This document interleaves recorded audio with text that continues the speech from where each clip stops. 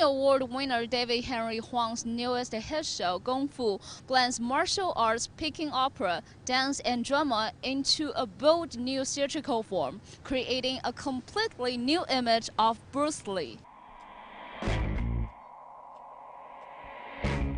David Henry Huang's newest show, Kung Fu, traces Bruce Lee's life from the age of 18 until a few years before his death at 32.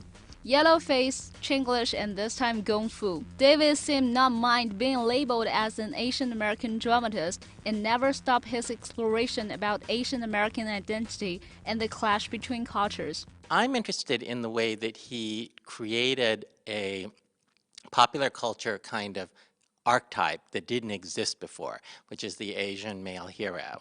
Before Bruce Lee, there wasn't that in the West. And so the difficulty that he had to go through to achieve that is a lot of what my story of Bruce is about. Cha-cha.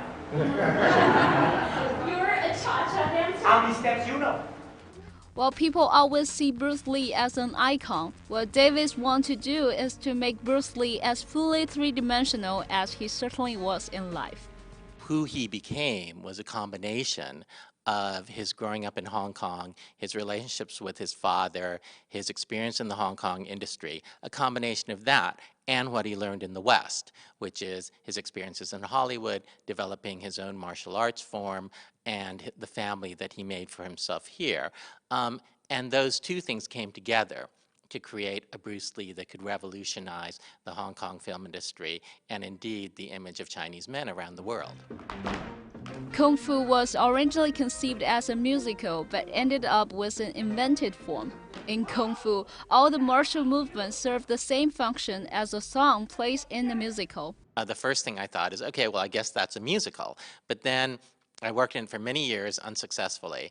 It clear to me that it was really hard to make Bruce Lee sing. And so doing it this way with basically a play and a lot of dance and martial arts numbers, but no actual songs.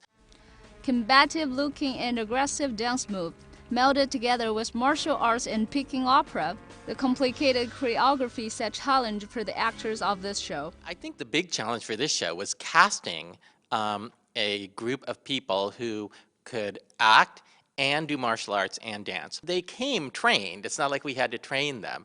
But between our three choreographers, Sonia Taye and Manny Brown, the fight director, and Jamie Guan, the Peking opera consultant, they created this movement that our performers are able to perform so brilliantly. Kung Fu has extended for an additional 2 weeks through March 30th, and an international tour plan is being under discussion. For more information from Sinovision English channel, you can find us online at en.sinovision.net. Reporting for Sinovision Journal, I'm Jane Stone.